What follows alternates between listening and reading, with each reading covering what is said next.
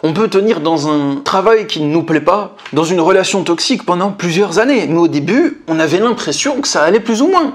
Mais le problème, c'est que vous avez beau vous auto-persuader aussi fort que possible, en imitant autant d'énergie que possible, que cette situation est la bonne pour vous, au bout d'un moment, ça s'effondre de nouveau. Le vrai conseil que je vais vous donner, c'est un conseil qui est un peu risqué. Appliquez-le seulement si vous n'avez pas peur du changement et si vous avez l'estomac bien accroché. Bonjour les amis, aujourd'hui je vous partage une notion de connaissance de soi qui m'a fait l'effet d'une révélation, qui peut vraiment changer votre vision que vous avez de vous-même. Cette notion, je l'ai découverte en regardant un film d'Elisabeth Olsen. Je vais tout vous raconter. Mais comme on est sur mon journal de bord, je vais préparer mon repas du soir tout en vous parlant. C'est un nouveau concept de vidéo, on verra si ça vous plaît. Si ça vous plaît, je continuerai à vous parler tout en faisant d'autres choses plutôt sympas de mon quotidien. Ou bien, si ça vous plaît pas, bah on arrête. Let's go. On prépare ce soir une salade de pois chiches, mais surtout, on va parler des cellules imaginales.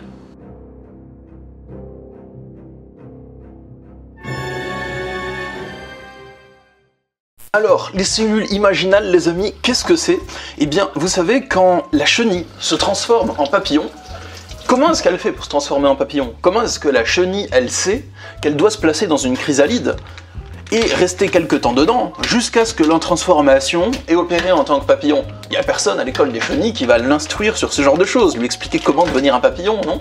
D'ailleurs, nous, en tant qu'humains, on ne nous explique pas comment devenir un papillon, on nous explique comment devenir un robot qui va servir la société.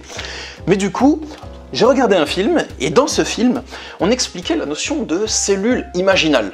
Les cellules imaginales, ce sont un groupement de cellules qui existent dans l'organisme de la chenille, avant qu'elle se transforme en papillon.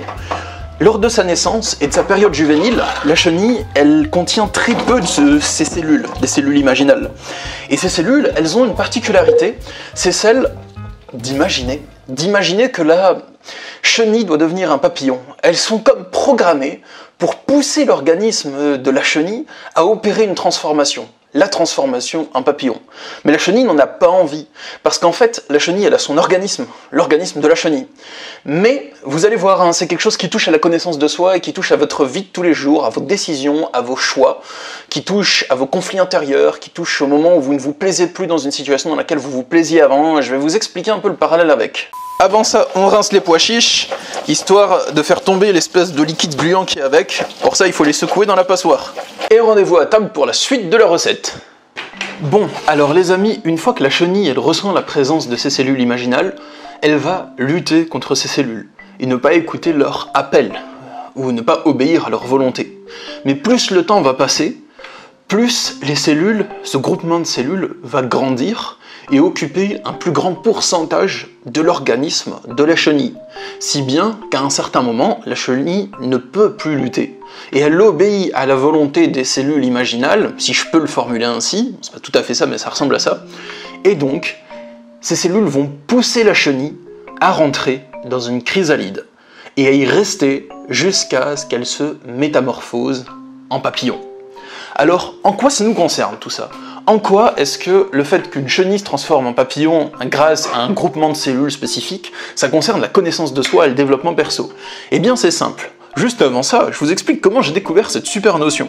Je l'ai découverte dans un film qui s'appelle Love and Other Lessons, donc Amour et autres leçons, dans lequel joue la superbe actrice Elisabeth Olsen, avec Josh Radnor et Ted Mosby dans How I Met Your Mother, et il y a aussi Zac Efron dedans qui joue un petit rôle, et c'est lui qui parle des cellules imaginales dans le film. Je vous conseille ce film, il est super bien, vous pouvez le louer sur Canal Play pour 2,99 €, c'est un film qui est très léger, qui est good vibe, et qui donne la bonne humeur et le sourire, il est vraiment cool, en plus il y a des bons acteurs dedans. C'est la vinaigrette, mais j'ai mis un peu trop de moutarde, alors faut que je rajoute un peu de substance liquide dedans.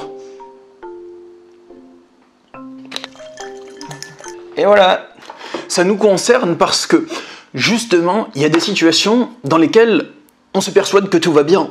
Et on tient pendant plusieurs années comme ça. On peut tenir dans un travail qui ne nous plaît pas, dans une relation toxique pendant plusieurs années. Mais au début, on avait l'impression que ça allait plus ou moins. Du moins, on se conformait à ça, on s'y adaptait. Voire pire, dans certains cas, on s'y suradaptait. Mais il se trouve qu'un beau jour, on commence à se dire « je me sens pas bien là-dedans ». Et si je partais? Et boum, c'est là qu'apparaît la terrible problématique du conflit intérieur. Le conflit intérieur, c'est quand ce qui était entier se divise en deux. C'est-à-dire que votre organisme était OK pour se suradapter à une situation toxique pendant plusieurs années. Mais il y a un jour où émerge en vous l'idée que peut-être la suradaptation n'est pas la bonne chose à faire. À ce moment, qu'est-ce que vous faites? Vous rejetez cette idée. Vous vous dites, bah non, quitter mon conjoint toxique, c'est quelque chose qui n'est pas du tout envisageable. Et puis on a des enfants en commun. Et puis on est mariés. Et puis je me sentirais coupable de l'abandonner. Et puis j'ai peur des représailles aussi. Ou bien vous vous dites que votre travail, il a la sécurité financière. Comment est-ce que vous allez faire pour payer vos factures, pour payer les factures de la famille, pour retrouver un emploi avec un aussi haut niveau de qualification? Et surtout que vous n'avez pas forcément confiance en vous, pour trouver un autre employeur, vous ne savez pas que vous avez de la valeur. À ce moment-là, vous luttez contre cette idée. Tout votre organisme est en opposition avec votre nouvelle idée de changement, avec la nouvelle perspective de changement que votre organisme vous laisse entrevoir. Et qu'est-ce que vous faites pendant ce temps? Eh bien, vous vous auto-persuadez que votre situation habituelle est la bonne. Vous vous auto-persuadez que c'est pas si mal, que vous pouvez continuer comme ça encore longtemps, que c'est vous qui en faites trop, que vous ne savez pas apprécier ce que vous avez, que vous n'avez pas assez de gratitude. Et vous faites des efforts pour créer dans votre esprit l'illusion que tout va bien et pour maintenir cette illusion. Mais le problème, c'est que vous avez beau vous auto-persuader aussi fort que possible, en imitant autant d'énergie que possible, que cette situation est la bonne pour vous, au bout d'un moment, ça s'effondre de nouveau. L'illusion que vous avez mis beaucoup d'énergie à créer s'effondre beaucoup plus vite que vous avez réussi à l'ériger dans votre esprit. Donc, ça crée un cauchemar en fait. Le cauchemar de chaque jour, vous vous dites que votre situation c'est de la merde et qu'il faut que vous vous barriez. Mais chaque jour, vous avez peur de vous barrer. Alors vous utilisez une quantité phénoménale d'énergie pour vous replonger dans l'énergie qui vous dit que tout va bien. Et ça tient un moment, mais si vous êtes honnête avec vous-même, vous sentez que c'est pas la bonne chose. Vous sentez que vous avez un appel à quitter une situation qui n'est pas saine pour vous. Et c'est ça le parallèle qu'on peut avoir entre les cellules imaginales de la chenille et entre les conflits intérieurs qu'on va vivre dans notre vie de tous les jours. C'est que l'idée que vous transformez en papillon, donc acceptez votre vraie nature et vous conformer à votre vraie nature, vivre en harmonie avec votre vraie nature, cette idée-là, elle émerge dans votre esprit. Mais votre organisme est en lutte contre elle. Comme la chenille qui a la sensation qu'elle doit se transformer en papillon pour poursuivre son épanouissement, mais elle lutte contre ça. Tant pis, c'est pas grave, vous continuez votre vie, mais petit à petit, cette partie de vous qui vous appelle à partir grandit, grandit, grandit, grandit et grandit, et prend beaucoup de place à l'intérieur de vous. Si bien qu'au bout d'un moment, vous n'arrivez plus à l'ignorer. Elle devient obsessionnelle, elle est là tout le temps. Et je vais vous dire encore un truc supplémentaire sur ce qui se passe dans la transformation de la chenille en papillon.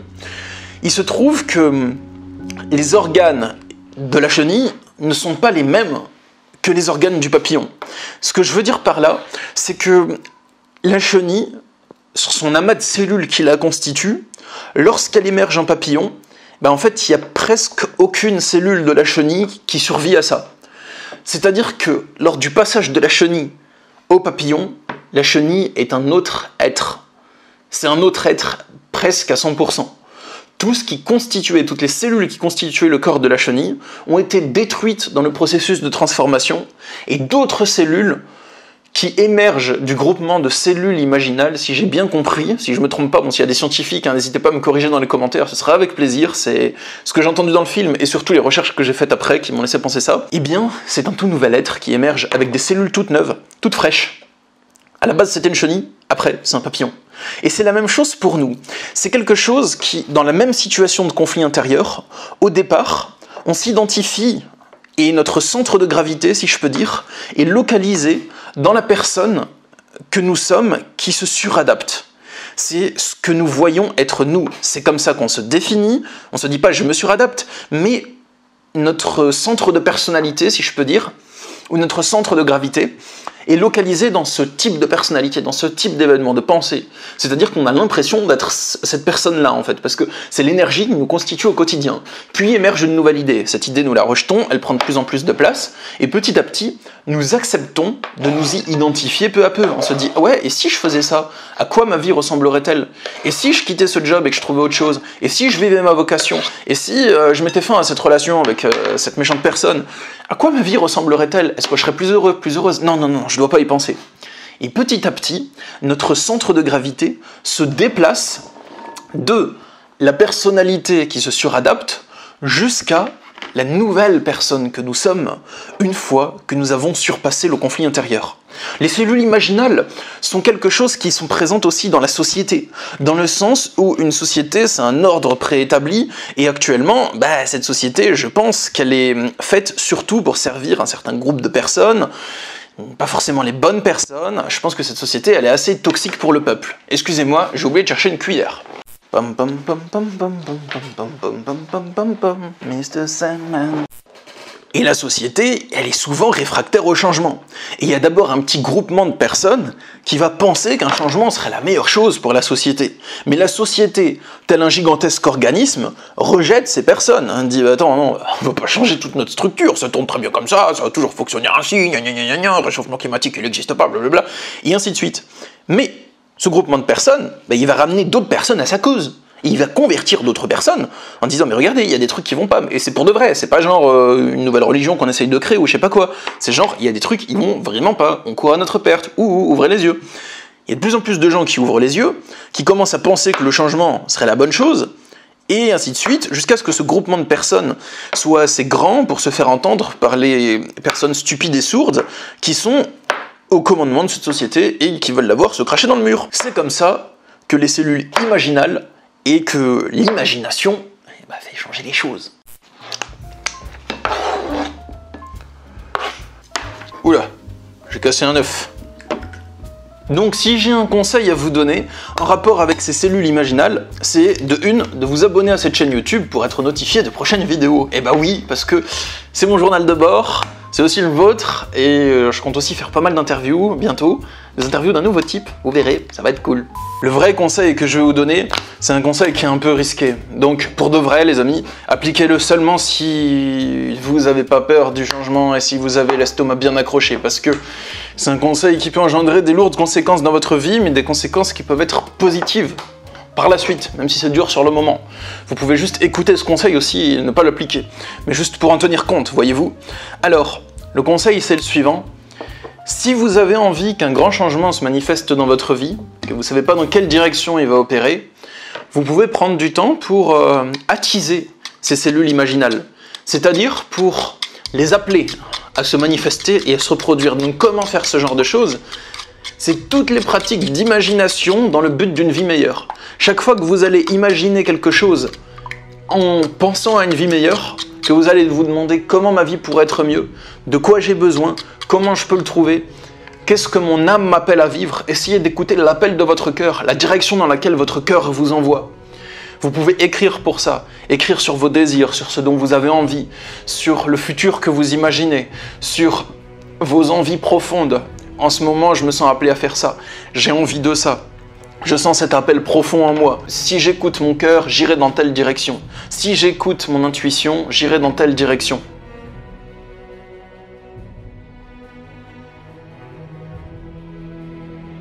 Je vais juste faire cuire l'omelette, c'est la dernière étape de la salade, et je reviens.